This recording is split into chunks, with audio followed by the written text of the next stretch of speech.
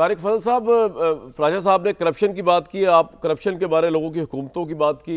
उन्होंने कहा कोई कानून नहीं है, कोई रिलीफ नहीं अवाम के लिए। अभी अवैध साहब ये कह रहे हैं कि जी कौम एक तरफ है, आप एक तरफ है, कोई रहोनी चीज़ ना हो जाए। आपको रियलाइजेशन है कि ठीक है आप इलेक्शन जीत रहे हैं, आप हुकूमत कर रहे हैं पंजाब में भी, फेडरल में भी, लेकिन शायद आप अवाम के सेंटिमेंट को नहीं समझ रहे जो आपके साथ नहीं है।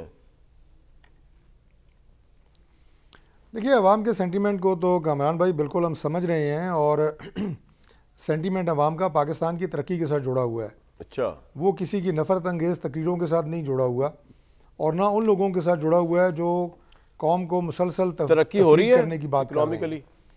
अगर अगर अगर सर तरक्की हो रही है, मज़ीद भी होगी इंशाल्लाह, लेकिन ये तरक्की उस रफ्तार से जिस तरह हम चाह रहे हैं तब हो सकती है कि जब सूबाई हुकूमतें भी इसमें अपना किरदार अदा करें।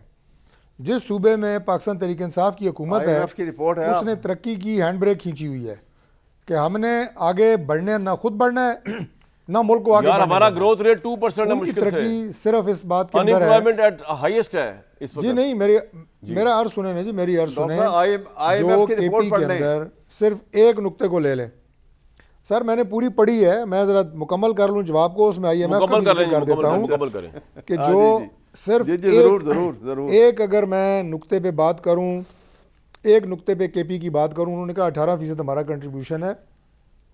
18% नहीं, 100% है। वो कैसे?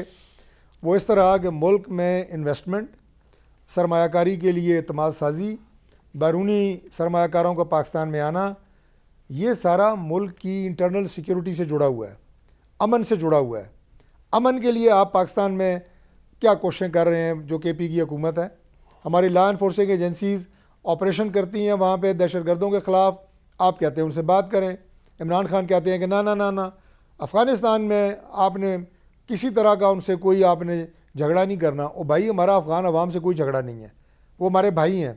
हम तालिबान रजीम को कह रहे हैं कि खुदा का वास्ता है, दरअंदाजी हो रही है, दहशतगर्द पाकिस्तान आके हमारे शहरियों को शहीद कर रहे हैं, हमारी अफवाज पाकिस्तान और इंटेलिजेंस इदारों के अफसरों जवानों को शहीद कर रहे हैं। मत करो, ब्रेक के लिए कहा जा रहा है, सरपरस्ती मत करो। आप कह रहे हैं कि अवामी सेंटिमेंट आपके साथ है, इनको अपने सफ़ों को ठीक करना पड़ेगा केपी में, यही कह रहे हैं ना सर आप? ऐसा ही है। मैं इंपॉर्टेंट बात है जी, बाकी तू मैं प्रोग्रामों में होता रहता है, लेकिन ये बड़ी इंपॉर्टेंट बात है जी। मैंने उस दिन, जिस दिन CM केपी शुहदा के जनाजों पे गए, जो FC पे हमला हुआ था, मैंने उन्हें अप्रिशिएट किया।